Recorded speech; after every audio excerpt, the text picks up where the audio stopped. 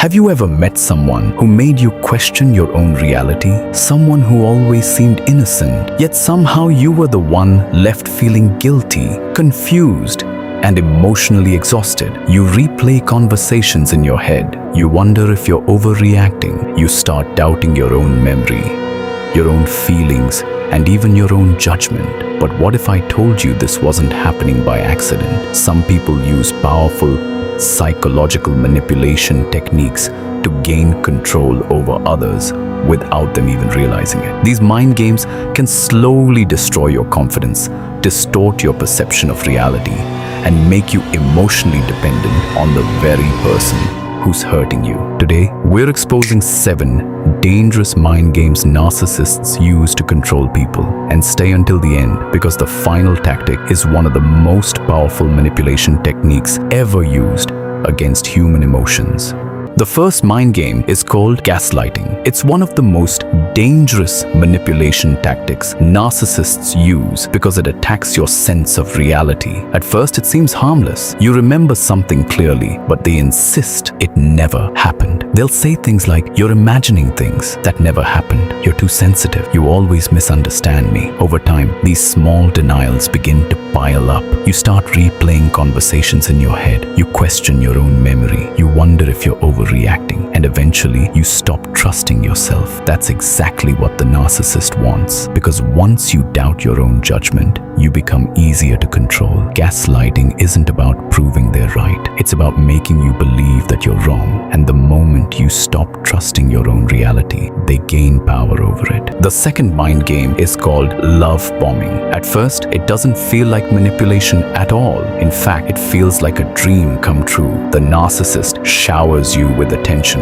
compliments, affection, and constant communication. They make you feel special. They make you feel chosen, and they make you believe you finally found someone who truly understands you. Everything moves incredibly fast. They talk about the future, they make big promises, and they create an intense emotional connection in a very short amount of time. But behind all this affection lies a hidden purpose: control. Because once you become emotionally attached, the behavior begins to change. The attention slowly disappears. The compliments become rare. The affection becomes inconsistent. Suddenly you're left wondering what happened to the person you met in the beginning. And without realizing it, you start chasing that version of them. You work harder for their attention. You seek their approval, and you become emotionally dependent on the very person who created the emptiness. That's the true purpose of love bombing. It's not about love. It's about creating attachment before taking control.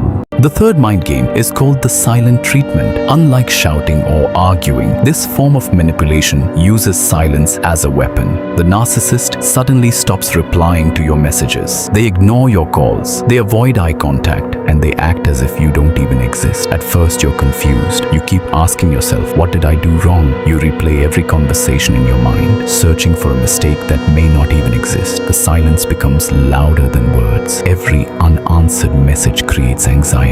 Every ignored call makes you question your worth. Soon, you're no longer trying to solve the problem. You're simply trying to end the silence. Many people eventually apologize, not because they were wrong, but because they desperately want the connection back. And that's exactly what the narcissist wants. Because the moment they control communication, they control your emotions. The silent treatment isn't about finding peace. It's about making you fear losing the relationship. And fear is one of the strongest tools of manipulation. The fourth mind game is called playing the victim. No matter what happens, the narcissist somehow becomes the victim. Even when they hurt someone else, they find a way to make you feel sorry for them. They twist the story, they change the facts, and they make it seem like everyone is against them. Instead of taking responsibility, they shift the blame onto you. Suddenly, you're the one apologizing for something you didn't even do. They use guilt as a weapon. They know that kind people hate seeing others in pain, so they turn your empathy into their greatest advantage. The conversation slowly stops being about their behavior and becomes all about their feelings. And before you realize it, you're comforting the very person who caused your pain. That's the true power of playing the victim. It's not about being innocent. It's about escaping responsibility while keeping control over your emotions. The fifth mind game is called triangulation. Instead of dealing with you directly,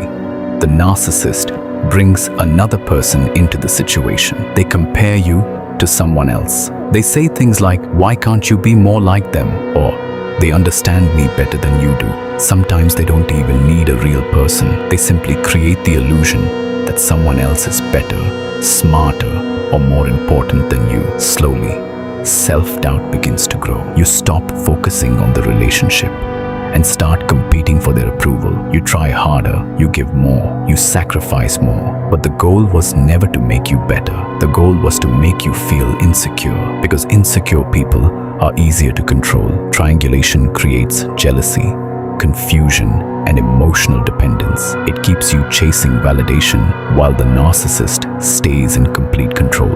Real love never creates competition. Manipulation does.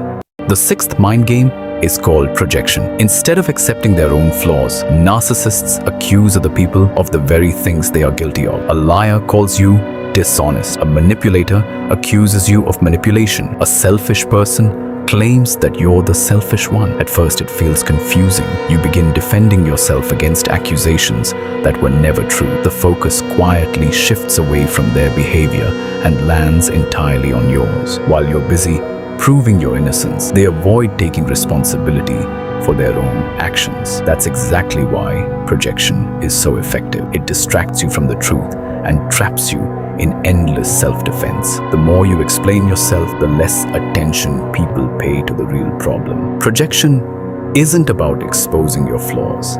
It's about hiding theirs. The seventh and final mind game is emotional dependency. This is where manipulation reaches its most dangerous stage. By now, the narcissist has slowly become the center of your emotional world. They make you believe that your happiness depends on them, your peace depends on them, even your self-worth begins to depend on them. Slowly, they distance you from friends, family, and anyone who could help you see the truth. The more isolated you become, the more powerful their control becomes. Without realizing it, you stop making decisions for yourself. You start seeking their approval before every choice. Their attention becomes your happiness. Their silence becomes your anxiety. Their validation becomes your identity. And that's exactly what they wanted from the beginning. Because once someone controls your emotions, they no longer need to control your actions. You'll do it for them. Emotional dependency isn't love. It's psychological captivity disguised as connection. The strongest way to break free is to trust yourself again, build healthy boundaries, reconnect with the people who truly care about you. Because real love gives you freedom, manipulation takes it away. If you found this video helpful, don't forget to subscribe for more psychology and self-improvement content, and let me know your thoughts in the comments. Your suggestions help shape future videos. Thanks for watching, and I'll see you in the next one.